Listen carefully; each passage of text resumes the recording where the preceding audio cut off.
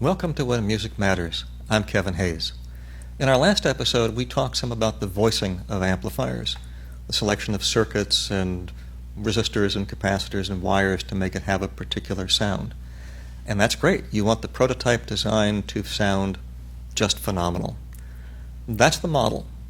But the next thing you have to do is make sure that every single one you produce and ship has that same voice. And that turns out to be not as straightforward or as simple as it would seem. I first became aware of this phenomenon when I was a graduate student at Duke back in the 1980s. My dealer was getting in a particular preamplifier, and it was intriguing to me. So like a good audiophile of the era, I went and found the reviews published in Stereophile and in the absolute sound of this model. And those two reviews painted really different pictures of the sound of this product. So I went back to my dealer and mentioned that, and he was a man of certain intellectual curiosity, and he managed to obtain 3 samples of this preamplifier.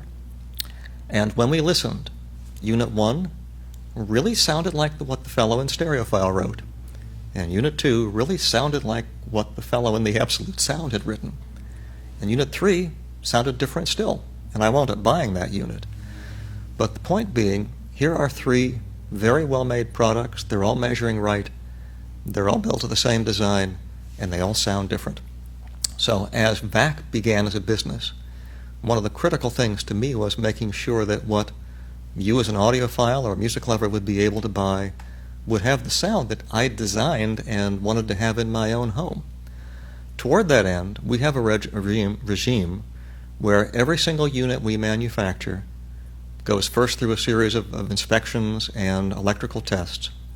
And when all that looks good, I take a listen to it personally. And if it does not sound within a whisker of what I designed, it goes back out to our senior technician, and he and I go through it and make tweaks to it as needed to bring it to the sound that it was designed to have. That can take anywhere from 2 minutes to 2 weeks. But the point being, unless it sounds the way it was designed to sound, you will never see it and you will never hear it. We also do that same thing with every unit that we do an upgrade to and every unit we do a repair on. When they leave our building, they should sound like what we intended them, have the voice we intended them to have. And that's part of the proposition of delivering to you value, quality, as far as we're concerned. It's not as crazy as this may be, given the prices of high-end audio equipment these days.